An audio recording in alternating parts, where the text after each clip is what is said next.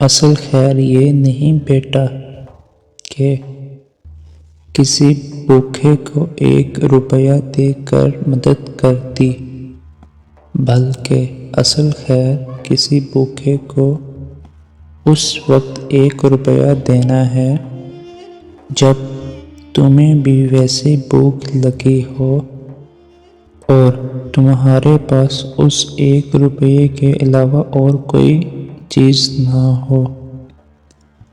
کچھ لوگ اسلام کو گالی دینا چاہتے ہیں لیکن ان کا بس نہیں چلتا، پھر وہ مولوی کو گالی دے کر اپنے دل کی بڑاس نکالتے ہیں۔ اپنی انا کو کسی شخص کے سامنے ختم کرنے کا نام عشق مجازی ہے، اپنی انا کو سارے زمانے کے سامنے ختم کرنے کا نام عشق حقیقی ہے۔ والدین کی روک ٹوک نعمت ہے، ورنہ اولاد ذلیل و رسوا ہو جاتی ہے۔ بابا جی کہنے لگے، پتر، محبوب کو دیکھنا محبت کی شرط نہیں۔ کوئی بنا دیکھے اویس کرنی رضی اللہ عنہ بن جاتا ہے اور کوئی پاس رہ کر بھی ابو جہل رہ جاتا ہے۔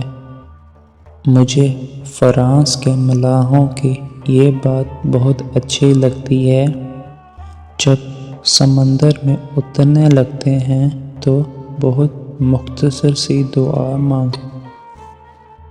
مانگتے ہیں، یا اللہ تیرا سمندر بہت بڑا ہے، ہماری کشتی بہت چھوٹی ہے، ہم پر رحم کرنا۔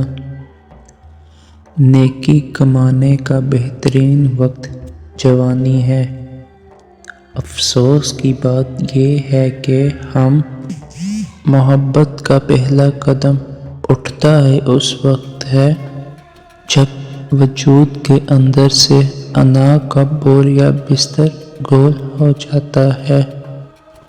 ہم اپنے ماں باپ کے کتنے ہی لاڈلے کیوں نہ ہوں، زندگی آخر کار رلا ہی دیتی ہے۔ ہر چیز کا صدقہ ہوتا ہے اور عقل کا صدقہ یہ ہے کہ جاہل کی بات کو برداشت کرو۔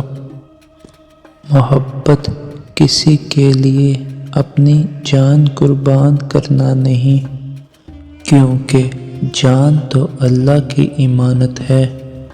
محبت تو کسی رضا اور خوشی کے لیے اپنی خوشی اور رضا قربان کرنے کا نام ہے۔ عورتوں کی صفات کی پرواہ ہی کون کرتا ہے؟ کون پوچھتا ہے کہ عورت کس درجہ صاحب کی کمال ہے؟ مرد کو عورت کا سراپا ہی اٹریکٹ کرتا ہے، وہ بیچاری خود کو سجاتی نہ پھرے تو اور کیا کرے۔